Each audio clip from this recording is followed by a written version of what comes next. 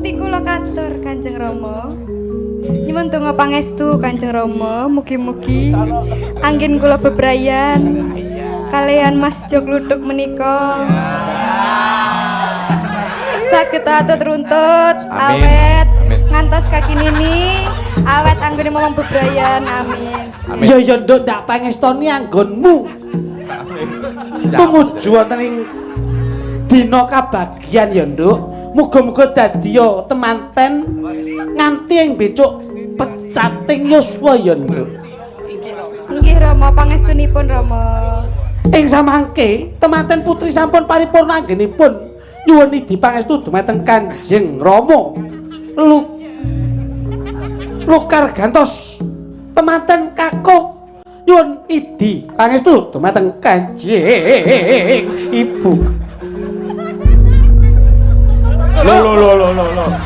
Tak tuwapu iki ngono kok, Sok. Kuwi ibumu kuwi.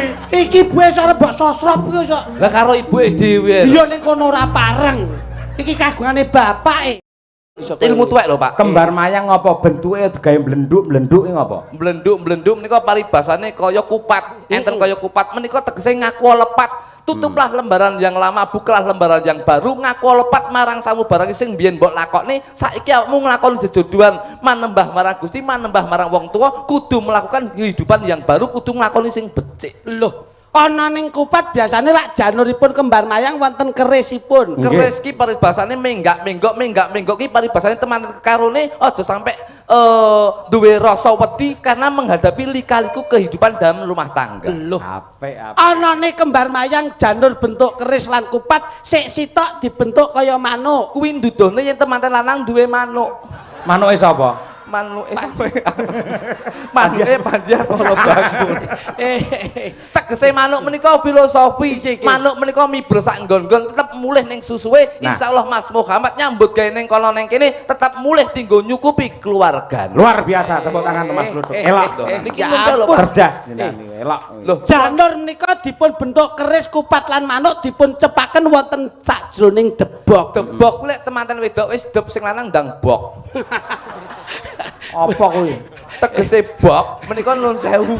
Tegese bok dalam bahasa Inggris itu book menika buku harus mempunyai histori. Aja guyu ngenyek apa sampean ngenyek Cerdas lho Mas iki. Ora ngenyek mu sampean lucu tenan kok ngenyek piye to? kok mesti ngenyek lho jenengan Ora ngenyek ora. Bok itu Debok piye? bok itu dalam bahasa Inggris book. Kalau O-nya 2, berarti insya Allah histori yang lalu harus ditulis. Insya Allah pengalaman yang buruk aja sampai dilakoni karena sudah membina rumah tangga yang baru. Kemarin adalah kenangan, Sekarang adalah tumpuan dan besok adalah jawaban. lah iki. Aku takon tenan oleh ora? Loh, lek teko sing angel pisan iman utek lek mikir. Ya. Mbok ora kemaki to. Wong pinter ki sok andapason dingklu ora ndangak ngono kuwi. Sik kae wong upacara temu kae lak mesti ana upacara mijiki. Tegese manten wedok ngresiki mijiki sukune manten lanang. Apa maknane? Miji. Loh, iya to. Katindak lho nggih to Mas. Nggih. Katindakan wonten ing adicara Misi, pinanganten panggih lak mesti sakala kepanggih manten dipun gegemi to. Nggih. Sadurunge diwiji lak digegemi sik. Diparingi gantalan suruh. Ayo ki, sebab apa kok digegemi suruh? Kok balang-balangan suruh? Balang-balangan suruh. Mergo lek balang-balangan batako merempul ndase. Loh, Kaya mau mbok artekke Mas Cahyo ki ora cocok lho. suruh menika suruh menika kesusu selak kepengin weruh. Terus apa? Temanten lanang kesusu selak keperuh temanten kakung. Alah kakung. Temanten lanang kesusu weruh temanten putri, semono uga temanten putri kesusu weruh temanten kakung. Lho, Pak. Lah kuwi temanten lanang lan kakung kuwi anake Pak Sugiono. Iki kecekel iki. Niki mesti pengaruhe nuwun sewu son jaba nika. Nika delay, Pak. Dadi suarane keng mriku niku dobel-dobel. Nggih. Lah niku cobi dipun atasi. Nggih. Niku diomong pancen angel niku. Lho, Pak. Asli to? Mboten asli. Sing rusak duduk salone cangkemku. Niki suruh Mas. Kesusu selak kepengin weruh. Lho. Adicaraning pinanganten kekalih sasampunipun panggih sawat-sawatan gantalan suruh lajeng dipun ngawontenaken adicara pidaan dok. Nah, Sebab apa kok mideng ndok? Sebabipun Mergo lek mideng telek mambu. midak Ndok ki mecahke pikir. Insyaallah teman-teman karo ini kudu bisa mecahke pikir. Masalah apapun harus diselesaikan. Perkara gede ayo dicilikke, perkara cilik ayo diilangi karena tidak akan mungkin ada permasalahan tidak ada solusinya. Loh, iya. Loh. lajeng dipun wiji ngagem tirta wening. Mergo lek disui banyu aki nglodoki sikile.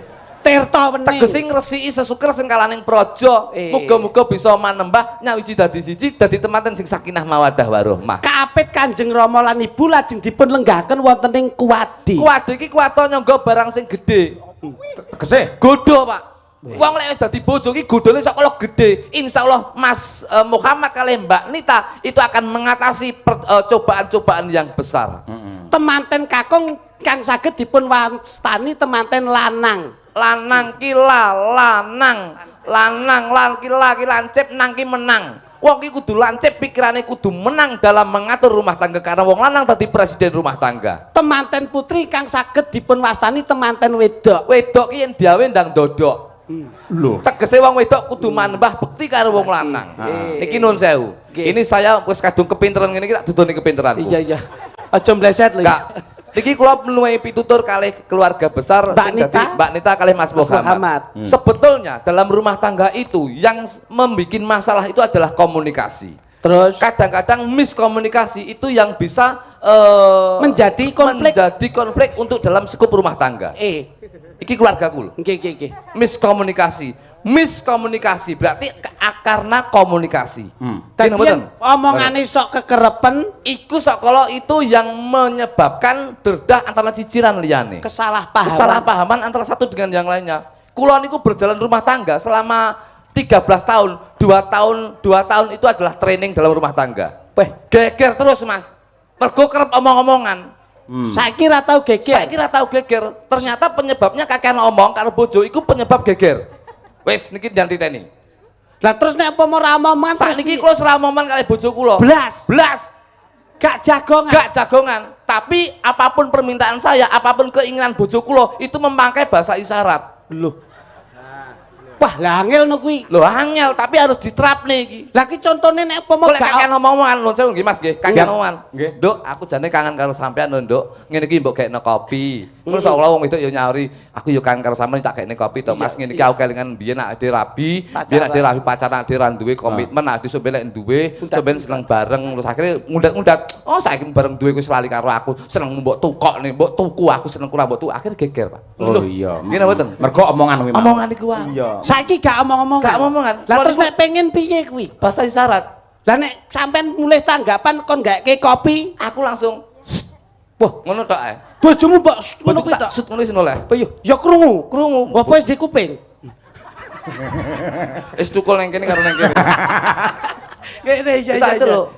Terus bojomu piye, Mas? Bojoku langsung ngene to, langsung ngene.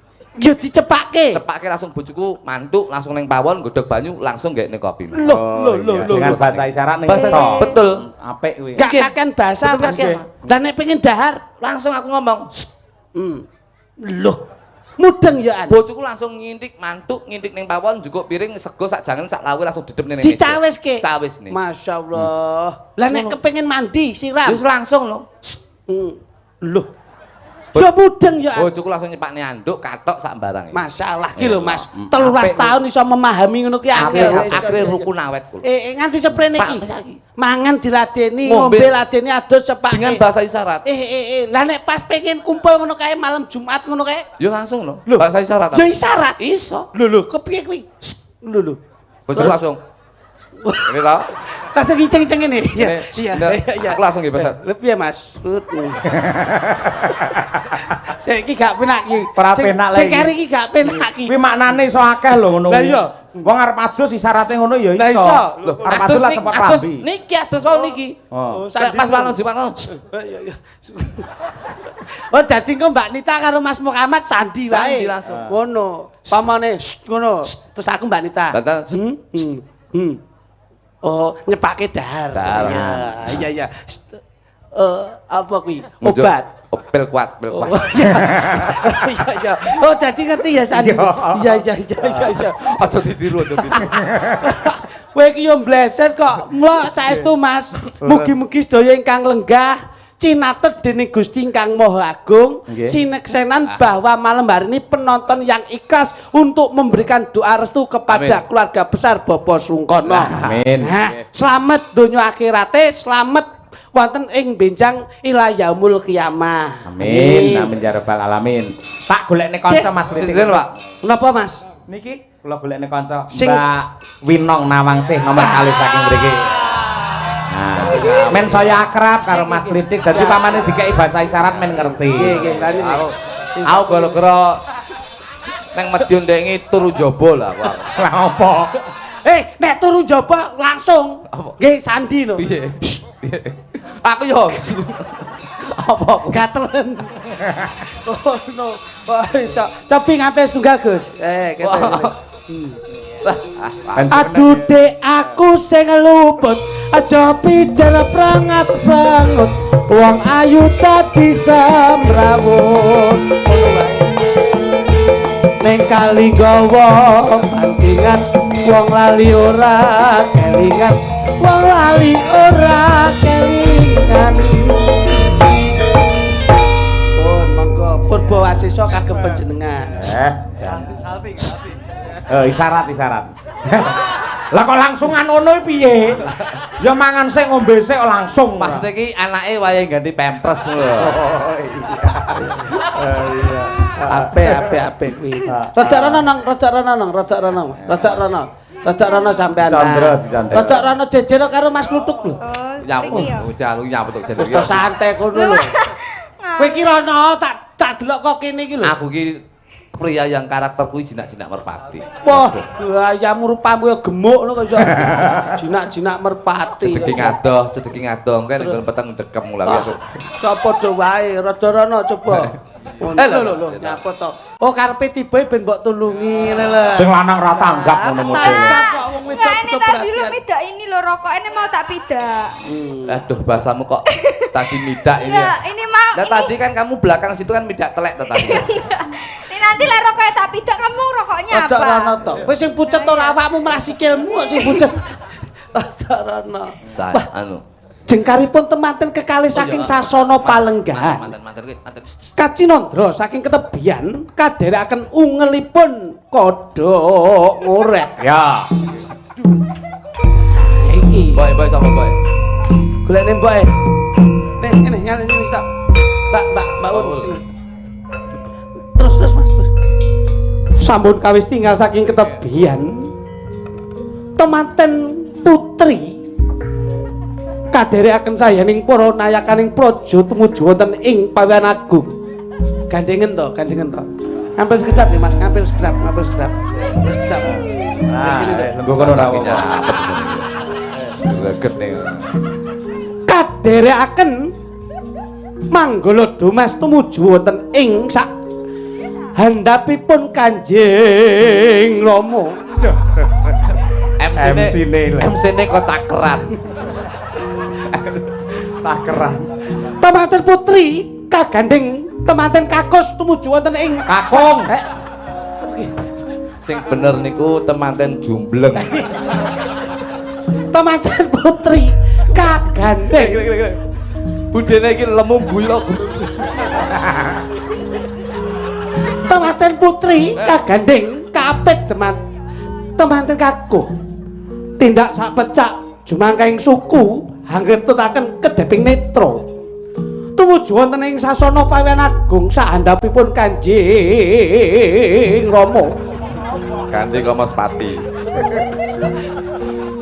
Kalarapaken wonten ing sangajengipun Kanjeng Ibu nyuwun idi pangestu anggenipun tumuju wonten ing samudraning bebrayan. Oh, sungkeman. Sampun kalarapaken wonten saandhapipun Kanjeng Rama. Kedawan kanjenge kedawan.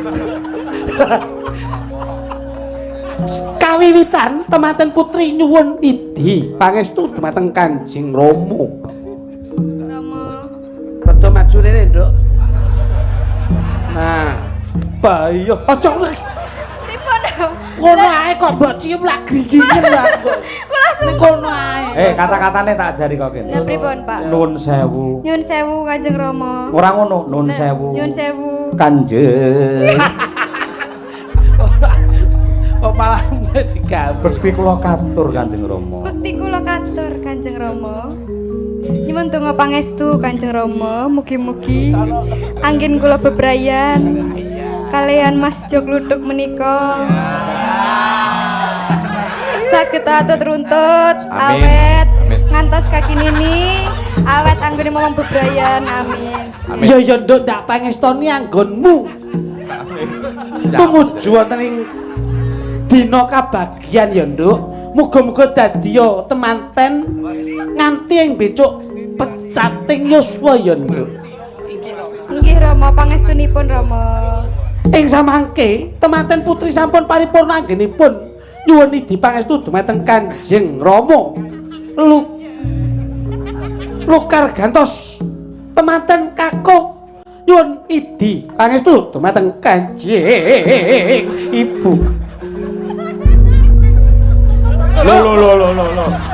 Tak tuwapuhi ngene kok sok. Kuwi ibumu kuwi. Iki ibuke sok mbok sosrop iki sok. Lah karo ibuke dhewe. Iya ning kono ora pareng. Iki kagungane bapake. Pak Sugiono iki. Kakek. Sungkem mboke. Bu, Apa? nyun donga pangestu. Ya Bu. Piye? Oh, buke gualak. Muga-muga anggen kula bebrayan kalih Diajeng Winong awet ngantos Sing jelas to, Diajeng iki Winong kae. genduk Winong dados awet nggih, Mbok, Bu. Ya Le, tak dongakne. Muga-muga padha dalanmu jembar kuburmu ya Le. Ora tak amini, Mbok. Kaya bongko ya. Sampun paripurna temanten kakung nyuwun idi pangestu dumateng Kanjeng Ibu lan tuwin Kanjeng Rama. Lukar gumantos. Kowe iki kene lho kok iso arepe kawiwitan temanten putri nyuwun idi pangestu dumateng Kanjeng Ibu. Bu, Apa nduk? kula nyuwun pangestunipun panjenengan. Iza. Kula minangka nggih kula minangka Manggile manten. kanca-kanca. Kula minangka putra panjenengan nyuwun pangestu Ibu. Ya tak pangestoni muga-muga ndang sadar ya nduk. Ing samangke titi wancinipun temanten kakung nyuwun pangestu Jenenge dumateng Kanjeng, aja iki. kalian Kang Rama. Ora ansah nangis. Iki nggon teko titi wanci respati manismu, nggon kabagyanmu temu garwamu ya, Nger. Wis mbok Ternyuh kuwi. Aja nangis, bocah kok nangis. Yen nganti kowe nangis pendo apa yen disawang para tamu Alah aja nangis. Ngono kok nangis ki ngopo to? Aja nangis barang iki nyapa. Malah mbok dilan buat bapak aja. Aduh. Cacat. Bapak ini kono ae kok malah mbok gigit. Kono ae kok iso. Donga pangestu mugi-mugi kula awet, Pak. Ya, tak mangestoni ya, Le. Ibu lan Rama wis mangestoni anggonmu bebrayan. Longso ati bapak ya, Le. Dadi pimpinan rumah tangga sing apik, nggih, Pak. Aja nganti kowe lara ya, Le. Besok yen kowe nganti mati. Bojomu tresnanono. Aja mbok gawe lara ya, Le. Bapak wis lila. Kowe rapi karo iki ya, Le. Aja cocok. Aku tresno seneng ten ibumu marem ya, Le. Kowe anakku sing tak tresnani. Aja leti-leti. Aku tak omongne Pak Sugiono. Wong sungkeman kok malah anarkis kaya ngono. Anane ngene ya anakmu gegarotan. Aduh seneng. Sarehne temenan sampun dipun temak anu kamare di kamar. Rasa takon kamar. Langsung gandrunga ngono lho kok iso kamar lho. Ngono.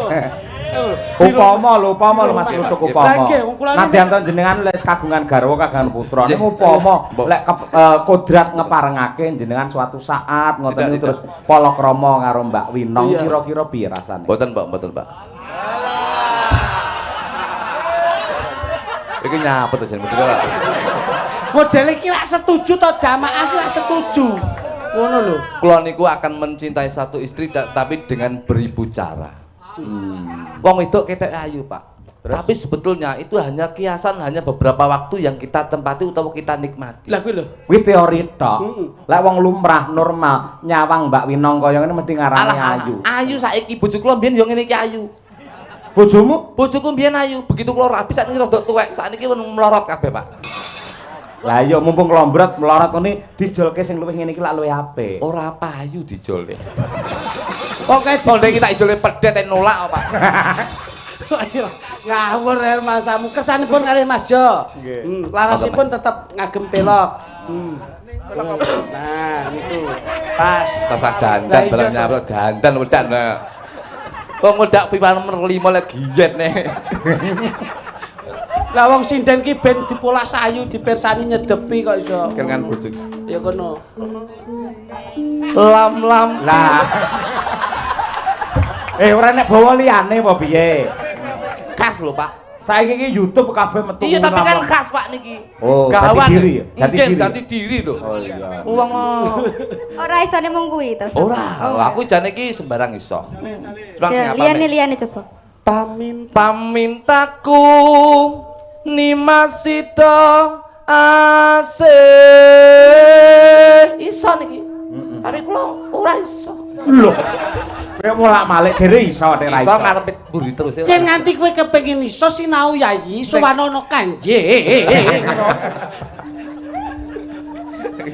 Wis bebas arep bawa ngene. Kowe iki kon bawa ya ora iso kok iso. Kamu to. Kene. Iki gawe kursi pantai ora? Ngono iki diomone nang mburi ya diomone nang kene ora. Ben ra digawe ngono lho, ben ra digawe. Ben ra digawe tak disiki. Pamintaku Iki langsung praktek ya. nimasito asik atut runtut tansah reruntungan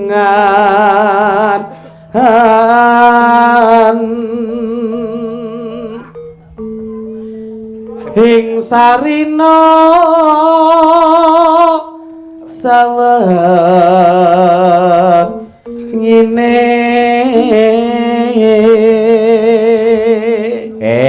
gawe pasangan dhewe-dhewe ya. Ya yes no. Lek Winong kalusen golek sing ganas. ora kok kalusen ki kok nek jejer tenan perang Bratayuda tenan ki kok Ora perang malah rak ngene iki njejer cah nom ragate akeh, Pak. Oh iya bener. Malah lho, ngeten iki malah jos. Jos piye? Iki paling ndak skincare mini apa skincare. Iki mesti regane njali larang. Niki mesti siang malam digawe langsung bareng ngene iki. Lah apik iso putih. Putih piye akhire blang kaya tekek kok. Sayang. Ini mencok. Kok tak Ilatmu kok kaya Kowe kadal, Mas. ngewehi basa isyarat kok iso. oh ya. Oh alah aku. Ini berarti nyun permen. Pripun Kang Mas? Ora ana wanita liya sing tak tresnani kejaba kowe cah. Alah gombalmu ki ya. Lambemu rasa dipercaya. Hah? Lah kok andenganmu pindah ning ndi? Dek iki ning Banten saiki ning Lambe. Asik to Mas. Jenengan iki ora ngerti to. Ndek ben aku bar tiba kejongor. Nah, ketatap lambeku cangkemku. Lah iki kan ditambal urung mari terus tak andeng-andeng. Wis to senajan to andeng-andengmu manggon ning ndi, tapi aku tetep tresno karo kowe cah. Matur suwun. Diajeng Ninong. Injih Kang Mas. Sampeyan mau wis dicawisi apa karo Bapak Sungkono diajeng? Kula wau dicawisi reno-reno Mas kok kuatah enak enek bakso. Terus ayam, mie, terus niku sing terakhir wonten ingkung enak banget. Alhamdulillah. Sak kabeng daharan kuwi mau tetep ora bisa marem ning yen aku ora nyawang pasuryanmu diajeng. Bocah kok ayune kaya ngene ya. Ayo Dok, ayo Dok. Mas, aku mau kok gak dikek apa-apa to, Sampeyan Mas. tak gawani Apa? ayam Aku yo bakso. pengen to, Mas. Ayam bakso soto tak dadeni sisi ning kresek mau. Endi lah kae. Lah kok dadi siji? Turane pawon. Oh, cah edan iki iso turan dilumpukke. Lah kan keluarga kere to iki. Kere ya apa-apa ya, Mas, yang penting gemati ya, Mas ya. Kere derajate ning Lah, paribasan pejabat sing dadi tresnan. Nah. Datan kinggang Cak kaya ayo. sarambut. Mas, iki aku aja rono. Ya tak ngicipi tangga mudi. Ya aja to. Kok ngicipi, Mak? Red kene iki redmu. Oh, saya garise dhewe. Boten sing enek Nah, bolongane. gila. Red kene iki redmu. Terus red rene iki tekku karo adimu.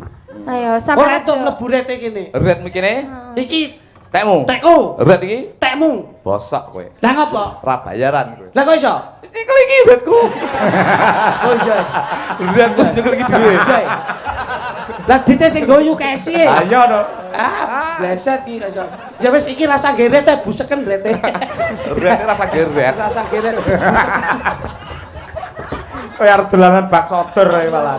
aja gentayangan teko ndi-ndi to nang kene Ora ae. aku mung busek red ki mau ya. Ayo aja gentayangan rono rene. Wong kok ya ora tepo-tepo. Datan kinggang sarambut lamun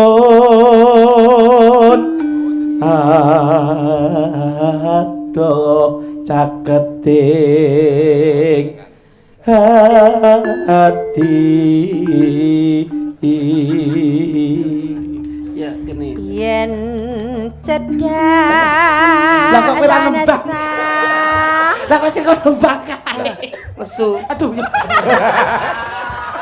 Kaget aku. Lesu. Takut. Kowe iki nek nembang ning wong wedok berarti yang mencintai itu adalah kamu. Lah iya toh, Sing nembang dajeng. berarti yang lebih cintanya yang lebih itu berarti bojoku dudu aku. Oh. Wong lanang ganteng tresnani iki lho wong elek ditresnani. Lah kemaki Kowe iki Kena sampean biyen yang ngoyak-ngoyak aku no, Mas. sing tak oyak-oyak jane iki mbokmu ndi. Ngeduk Ya malah ngarah mbok. ya jangan ngono wegah aku. Lah wis Eh apa kok nindok mbok gowo pisan? Pas ning karo omah siram-siram. Ayo. Akhire mboke lunga. Ya akhire sing enek ning kono ya aku kadung jamu tak sikat lah akhire. Lagi pas mendemek ya. Pas kambon nek. Yen sida para. Gitu. Yen cedak tanasa hamulat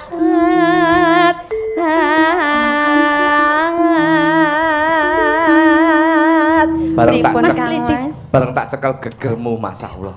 Piye, Mas? Lemakmu nglumpuk ning kene. Iki kan sangka makmurku to Mas lek ngaponi Makmur jeneng ya makmur ngopeni. tapi kan aku mbiyen meleng to, Nduk. Oh. Lemak ki harus diantisipasi yen mak dadi sinden. Iki ndek iki diblebet, Mas. Kayak korset. Lemake mau ning mriki. Dados Oh. napa welut. Oh. Aku dikorseti. Saiki pindah mriki. Ndek wingi mriki diblebet, pindah teng kene sebelah mriki. Akhirnya antisipasi kula lakban.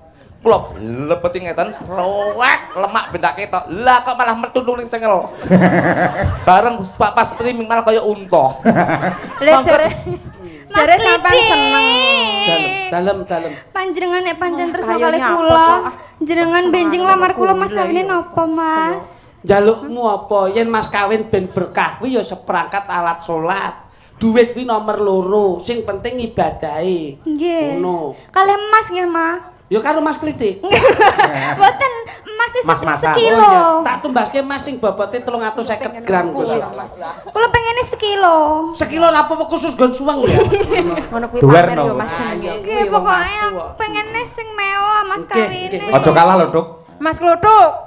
Kenyek. Aku mbok dijak jalan-jalan to Mas, aku pengen jalan-jalan loh Mas. Oleh koyak tapuk inan iku. Aku ya pengen ditukokne Tukokno, Mas. skincare, aku pengen ditukokne klambi, tukokne sepatu, tukokne apa-apa kaya winong kuwi lho. Aku ya pengen lho Mas, aku kan perempuan. Oleh Sama- njaluk reno-reno aku ra nutup rabi karo wong liya ngono. Ya aja to Mas, masa aku mbok ijolke terus karo Kowe lek tak sapa-sapa. tukane terima. mas-masan itu bukan karena saya tidak mampu membelikan kamu emas, tapi itu saya itu karena cinta karena kamu kepada kamu, akhirnya untuk mengantisipasi, untuk menjaga nih ben kowe ora enek apa-apa. Maksudnya piye genahno? Kowe tak tukane emas dijambret, bosok kowe. Yo lek kalemu kena, lek kowe geblak kok motor, akhirnya bundas gagal otak, cilaka aku sing getun. Lah aku saking wis gagal otak lho, Mas. Aku salah mungkin gagal otak, mergo awakmu aku sing randi otak.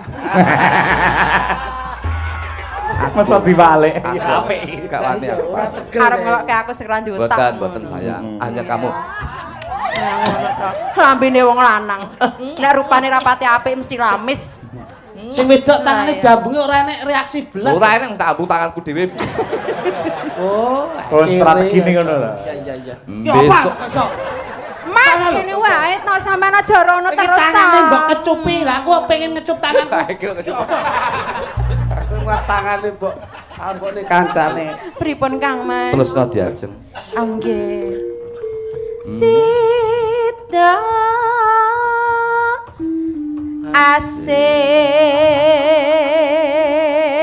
stu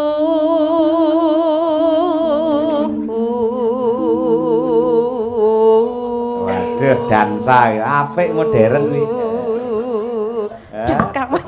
Aduh, masak jungkel aku, Mas. Sing wedok malah kaya kaya manut ya ampun. Awakmu rasa dadak ngono kuwi ya, Dik. Mboten. Sing mriyayi. Padune pengen Ora perlu ya. banyak gerakan. Nggih. Kono dirangkul, dipangku. Ade cukup ngene wae ya. Nggih. Padune gak iso ya. Ora perkara ora iso, wedi karo bojone. Wis ngene wae ya. Bener. Bener. Wis ngene wae. Ya ndang nembang ya. Iya. Nembang. Ayo. Dawah menapa, Gus? Iki ora rampung kok. Ayo. Udah. Ayo nong, nembang nong. Ayo. Iki kok nembang malah guyu ae ora. Ayo. Yen cedak Pindo mimi. Pindo mimi lan mintuna. Mbak Tuti mblocone aku sampe niri karo aku mesti. Iya to, wong aku kudune nang kene kok ya karo Mas Klitik. Kowe kan Mas Klutik.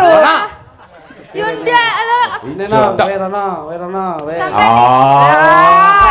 kan aku ya pengen membahagiakan Mas Klutuk. Sono. Lah nek kuwi aku ora apa-apa, nek iki wis aman. Nah. Wis Dik, derajate awake dhewe ora ning dhuwur ning ngesor. Ha iya. Wis ning dhuwur. Dicangking. Kayak Nggo kresek. tremos ya. ae ora. Lah ya kok nggo tremos ceret ta ya. Wis ngene iki los ya. Bangun, Nduk. Tembangno sing apik nong, ben gogloh deh. Ayo. Pindo Pindo. mimi. Pindo. Mimi lan mintuna.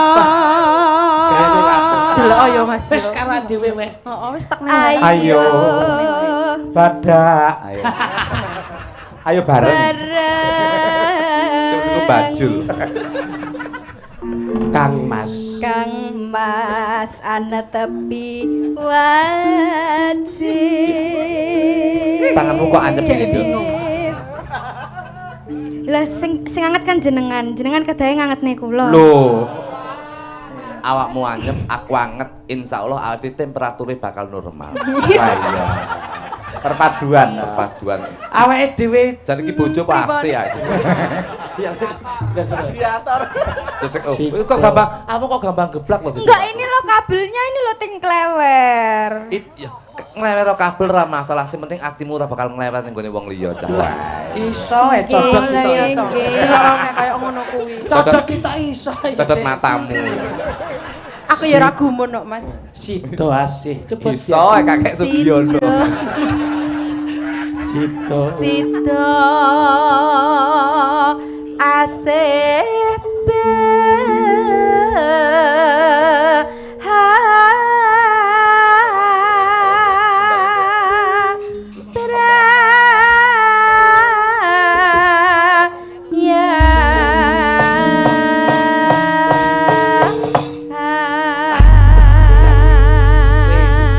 pripun Kang Mas? Ayo tak terke kondur ana ing Makayangan ya diajeng.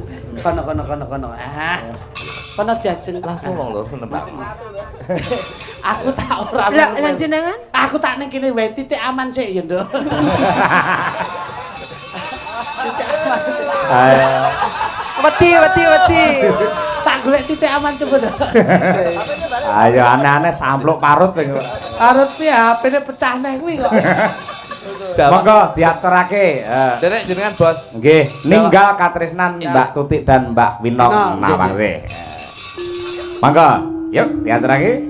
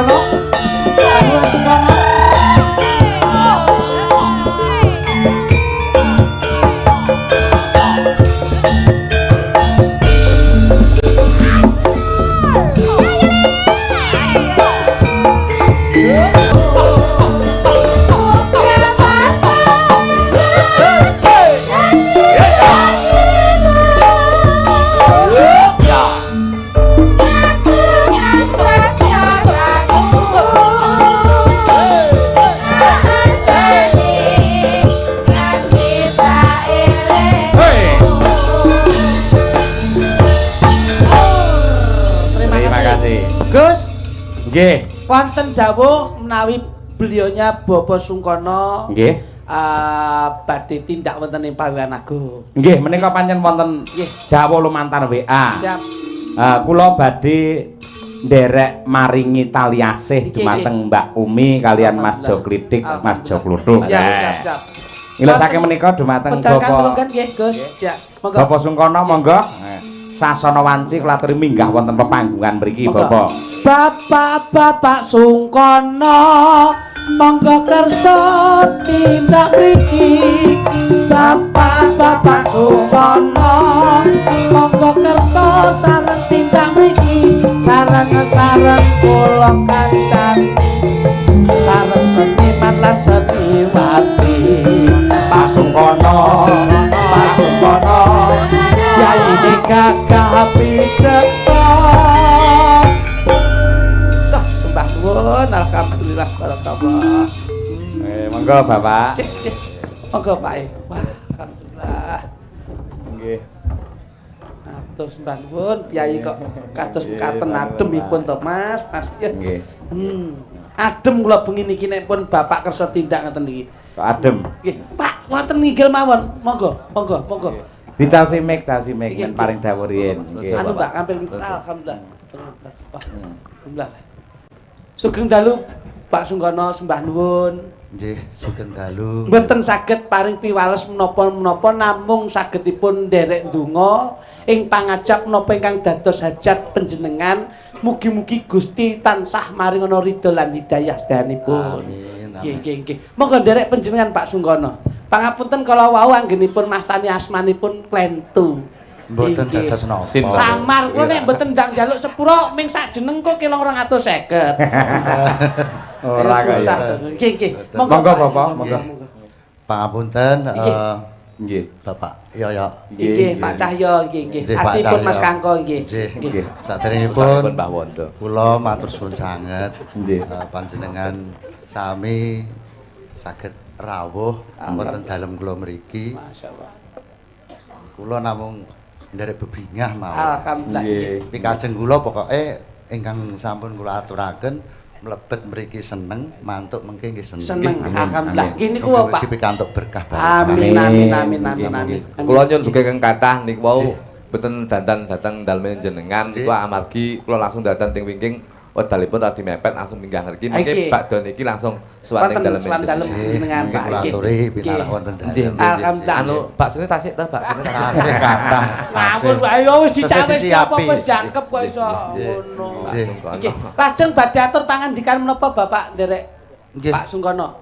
Mboten lho Pak Sungkono nuwun sewu. Adatipun piyai minggah panggung niku lak tegesipun lak napa niku bawa laksana lak berwibawa. Lah jenengan kok ngasta tas niku kagem napa? Menika Bapak menika nggih nun sewu Mas Cahyo. Saya sebagai Wonten asisten talinipun mriki. Saya sebagai asisten Pak Sungkono, Bapak menika sepindah ngasta Mbah Lurah ingkang nomor kalih menika dados koordinator koperasi Mekar menika dados Nyapa ndak ngurusi Mekar barang kok iso. Mbak Lurah ki ngasta wis 2 periode kok iso. nggih Pak Sungkono. Lah ya Kalih lajeng Bapak separeng asma. Menika Pak Dan Ramil Pak Dan Ramil sembah nuwun Pak Dan Ramil. Sembah nuwun Nggih, Pak. alhamdulillah. Siap. Wondene kala wingi nembe mawon klitik lutuk tinimbalan Hari TNI, Mas. Oh Nggih. Selamat Hari TNI sareng Pak Dan Ramil. Nggih. Matur suwun Mas. Sembah nuwun. Aja nyemoni lho. Ngono ki aku yen nelongso. Pegel aku. Itu persaudaraan itu kuat hebat lho. Kudu dicontoh karo aku. Monggo Pak Dan Ramil. Pak Dan Ramil. Iki sing rome awake dhewe iki. Matur suwun lho. Persaudaraan Kang kamu Mas kuat. Cahyo Kuntadi. Nggih. Waktu Panglima TNI juga mengundang Kang Mas Cahyo Kuntadi. Iya ya. Nggih riyen niku Pak. Nggih, nika lho teng kediaman, teng SMA nika lho. Pak Yudo. Kebetulan nika kan sebagai penanggung jawab Pak Dandim Magetan. Wah, alhamdulillah menika. Paring asma sinten? Pak. Ya, kula dan Ramil Kecakot dan Ramil Kecangar. Oh, Kecamatan artinipun Kota kota, Magetan, nggih. Kecangar Kecamatan Ngariboyo. Alhamdulillah. Jan panjenengan nggih budaya ngagem blangkon. Kula Kapten Armet Koirudin SAG Serdadu alam gaib, sarjana alam gaib. Sajare Kang Mas Kun Cahyo Kuntadi. ten. Oh iya ya. Mohon maaf. Kang Mas Mboten Cahyo napa-napa Kuntadi. Kanjeng. Kapten niku sajare lengkap tur paten. Oh, ngoten lho. Jas Nggih, niki. nggih. Mula ya sekata kalian Mbah Lurah Sungkono. Nggih. Terus terang niki sami-sami kawruh rasa. Alhamdulillah. Nggih. Sajare Kang Mas Cahyo ngoten nika. Ngono ya ngono tapi aja ngono wong Jawa ora le ninggalke Jawane. Nek ninggalke Jawane mari ora Jawa. Lah wong luar Jawa padha Jawa. Ngoten nika. Ngoten becing-becing nyapa. Ijane Pak Dandi apa Mudin lho. Lah yo budaya ngene iki kok iso. Kula pandan rame. Pak Dan Tamil. Mbah nuwun Pak Dan Ramil. Pak Dan Lajeng Ramil. Pak Sungkono nun sewu. Badhe Paring tali asih pripun niku Pak kersane. Nggih, dawuh saking pangandikan para keluarga ageng panjenengan badhe nyaosi menapa kala wau Pak Sungkono. Kula maringi tapi nggih diparingi. Oh ngoten. nggih. Tegesipun Nggih, pangapunten kula memang kalih Bu Kesi. Pak Mbak Umi. Umi Mbak Afifah. Oh, Mbak Umi Nggih. Afifah. Menika nggih Tresno. idola. Oh, Idola idola. kula. Ah inggih. Panjenengan nek mawi ngendikan pangapunten pami mboten ngeten-ngeten ngoten pripun? Kula nek sosok gemes ngoten lho Dados biasane. kula nyuwun Mbak Umi Hafifah menika nggih Nembang. nembang kalih kula. Oh ngoten. Tapi manis mau. Nggih, Oh, nggih, siap. nggih, tetep nggih. manis. Kesake duet ngoten to, Pak. Nggih. Oh nggih. Bakto Ya. niku mengke kula paringi. Nggih. Wah, lho jenengan pun maringi kathah lho Pak. Kata repot-repot. Lan nggih. Manes, Pun jalure- pun luweh-luweh. Jalure kok. piyambak-piyambak.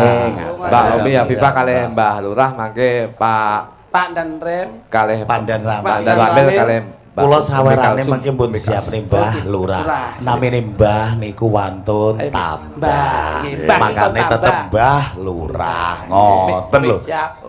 Yo dikersake karo Pak Tapi Lurah belajar Sungkono. Nggih, siap, Mbak. Monggo, Siap, Mbak, siap, monggo. Siap, siap, siap. Ngoten. Mbah Lurah budaya. Mbah Lurah ngagem sangka agama, sewu, Pandan Pak Lurah. gawe blakon Betul, budaya dadi agama karo budaya nyawiji dadi siji. Manunggaling rasa. Iki. Anu tasipun kersanipun dipun betok kluthuk riyen Nggih, nggih. nggih. Monggo, monggo. Ampun Pak, niku copet Pak, ampun Pak. Lah Ben kok aman ya kok setore ya rono ya. penadahe jenengan. Monggo manis Pak Lurah Sungkono dan Umi Hafifah. Dados.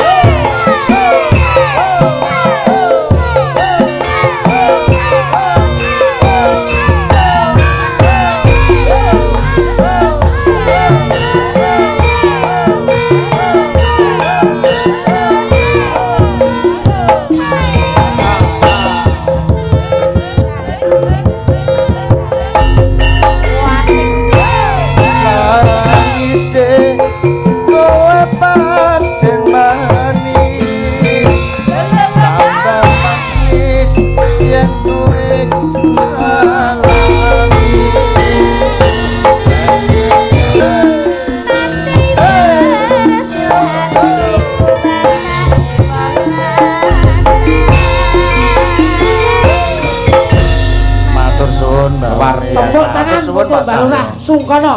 Wah, matur suwun. Hebat akan Papunten. Sak yektosipun Mbah Lurah menika piyayinipun nggih kalian gamelan kok nges larasipun nggih ngengipun pas Saestu, Pak. Kula mengke nggih nyuwun anu. nyuwun napa Pak? Prau layar. Oh, saged. Riyen Mbah nyawere terakhir to Mbah. Lah kula jenengan tinggal mengke sinten sing nyawerke? Oh, mungkin begitu jenengan rampung mengke mandhap Lah nggih langsung Tapi kula pun sampun dipun ujug kula kan sampun rampung. Lah niku namine ngono ya ngono kala wau. Nggih. Pun to kula rencana. Monggo Mbah. Kula didampingi prau layar. Ampun. Oh, bebas. Sinten mawon Mbak bebas. Diajeng, ayo nak. Ayo. Ini Mbak, Mbak Diajeng Mbak. Ya kene. Sembah nuwun Mbah Lurah Sungkono. Prau nggih. Prau layar. Taramil matur nuwun. Nggih. Matur. Nggih, Mbak Lurah engko leh sedekah kaya ngeten iki praya. Wis calengane swarga Mbah. Nggih, ra lokak saya kebak. Apa to, Mbah? Lah jenengan niku. Ora gelem to, Duk? Kowe iki mbok ora lica-licino nyapo iki mbok jujur kaya aku. Lah iki sembah nuwun lho iki lho. Wong iki nek lumut tambahi neh. Amin, amin, amin. Alhamdulillah. Rezekine, nggih. Niku katutan 1000, Mbah. Niku jimat. Oh, niku Siji di jimat. rumah. Lah iya, Nggih. Mbah Lurah ki lek mari iki mesti 300.000 Sing siji. jimate dewa pun di 1000 niku. Mboten. Oh niku saestu niku jimat. Tiang Jawa siji di rumah. Niku saged dilipat gandakan 1000 kali. Monggo, Mbak. Nggih. Tason ya. Nggih. Prau layar, Prau Mas. layar. Nggih. Monggo ta dipun aturaken prau layar. Monggo Pak Dandamil, yuk.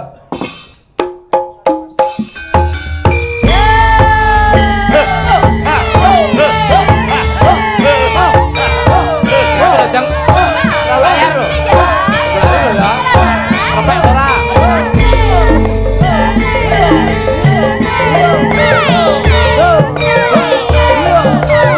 Adene asal eso ada mana yang gawe.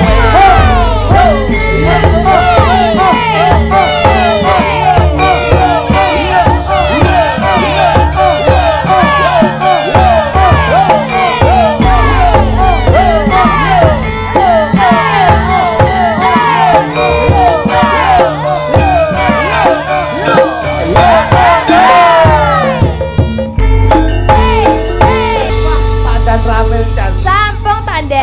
Nggih, matur suwun. Jos nyapleng Pak dan Ramil. Niki Menjelang kula- nek nembano areneng aja iso wis. Jan nyenengke tenan. Halo semangate nggih ngoten lho. Saestu. Kang Mas. Nggih. Niki mengke kula tetep nyuwun Nggih. minumen jenengan. Sekedhi ngoten mawon. Oh, Salah. kagem saran Mas. Oh, nggih. Kesane mboten king sawap. Mboten kersane ngalah berkah. Nggih, amin amin. Namine Kang Mas Cahyo Kuntadi. Nggih. Niki kalih Panglima TNI niku beliaune terpilih. Alhamdulillah. Ngalah berkah Kang Mas Kun. Nggih. Cahyo. Ya Allah, Kang Mas Cahyo Kuntadi. Nggih. Mohon maaf lho, bolak-balik kok. Kajenge mboten sawaran nggih, Pak. Nggih, Sing kleru iki. saestu.